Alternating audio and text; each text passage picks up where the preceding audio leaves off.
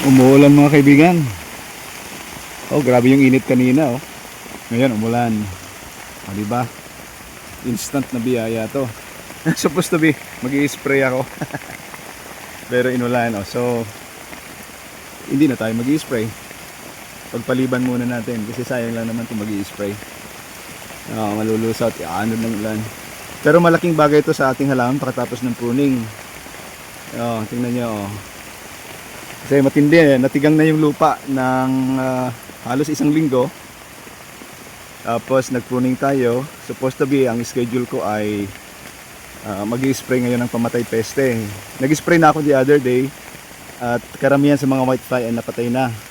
Pero may mga natira pa. So kinakailangan ulitin natin para mapatay natin lahat ng mga whiteflies. Ayan, effective yung formulation ng gamot na pinaghalo-halo ko.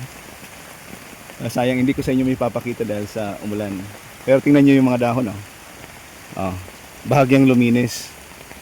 Ayan, at saka yung mga puno ay nahagip din ng chemical. Kaya lilinis na rin yan. Kasi kahit mga puno ay pinugaran na rin ng whitefly. Grabe yung infestation. Yun ang dahilan bakit naglaglagan yung mga bunga. Pero ngayon tututukan ko na talaga ito ng mabisang maintenance.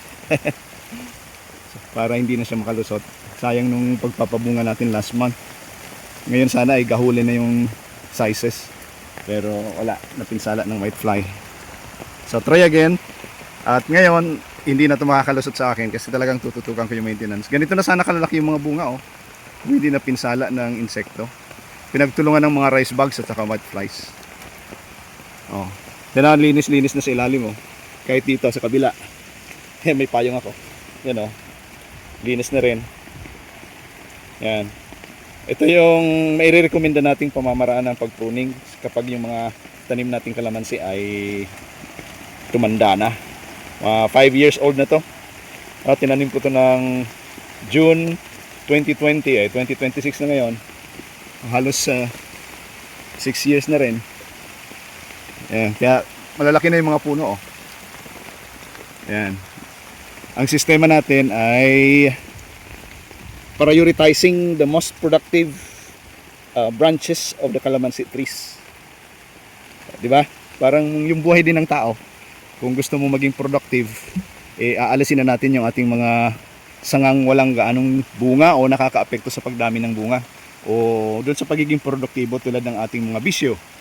Di ba? Yung mga labis na pakikipagbarkada, labis na paninigarilyo, labis na pag-i-scroll ng cellphone, at iba pang mga pinagkakalibangan natin na sumasayang sa ating mga precious time na hindi na natin maibabalik, maging sa paggamit ng ating mga resources, maging ng ating pananalapi.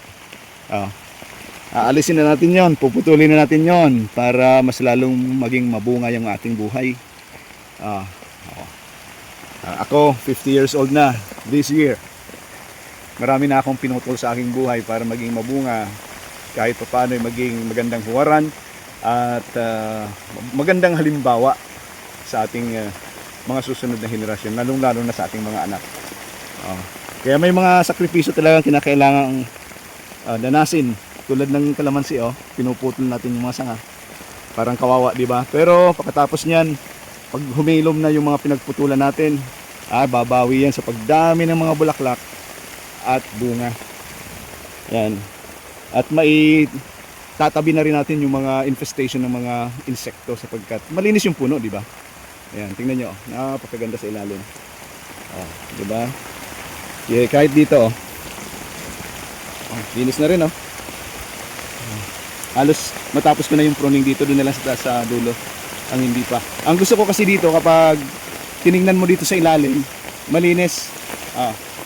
Kitang kita kung may mga taong pumapasok dito sa ating taniman. Yung mga damo pala yan, na-spray ko na ng herbicide kaninang umaga. Kaya okay lang kahit maulan na yan ngayon, yung chemical ay umepekto na sa mga damo. Kaya after 3 days, mamumula na yan. After a week, magsisimula na yan na mabulok. At mag-i-spray ako ng bioenzyme decomposer.